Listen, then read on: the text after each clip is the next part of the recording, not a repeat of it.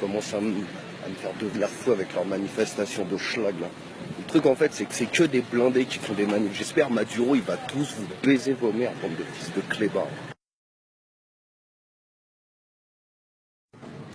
Aujourd'hui risque d'avoir du sang. La semaine dernière Maduro, jeudi dernier il a prévenu qu'il allait arrestation de tous les débordements, toutes les manifestations illégales.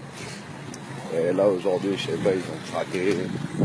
Ils ont pas écouté la je sais pas, il va y avoir des salles.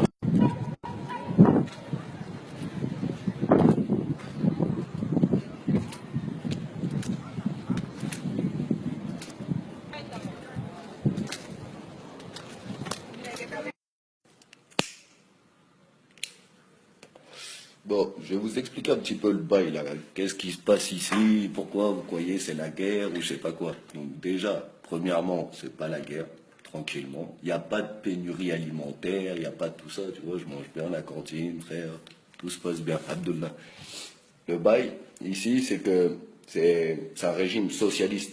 Et c'est, pour moi, pratiquement le dernier pays socialiste du monde. Il faut savoir qu'ici, tous les transports en commun sont gratuits. Métro, c'est gratuit. L'essence, c'est gratuit.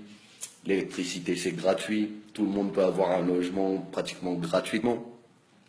Et ça fait chier les grandes économies capitalistes, dont l'Amérique du Nord.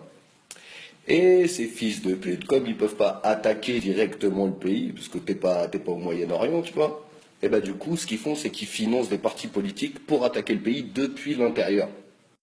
Bon, ensuite, je vais t'expliquer les raisons. Pourquoi ils font ça? La raison, elle est très simple. Il faut savoir que le Venezuela, c'est la première réserve de pétrole déclarée au monde. Ça a été mesuré par des experts internationaux, etc. C'est la première réserve mondiale. Ça explique beaucoup de choses, hein. Donc, dernier point, vous allez me dire pourquoi ça dure aussi longtemps. Le bail ici, c'est que la constitution elle est vraiment différente. Elle est inchangée depuis l'époque de Chavez. Et à l'époque, Chavez a écrit la constitution pour que tout le monde soit égaux. Ici, tu vois, si tu as un problème avec un keuf, tu peux lui dire d'aller se faire enculer, il n'a pas plus de pouvoir que toi. Donc c'est bien, tout ça c'est très bien quand le pays va bien, quand l'économie va bien. Aujourd'hui c'est plus le cas. Malheureusement les grandes puissances ont affaibli le cours du pétrole, on est à 50 dollars le baril. Ça a été fait exprès justement pour appauvrir les pays producteurs de pétrole.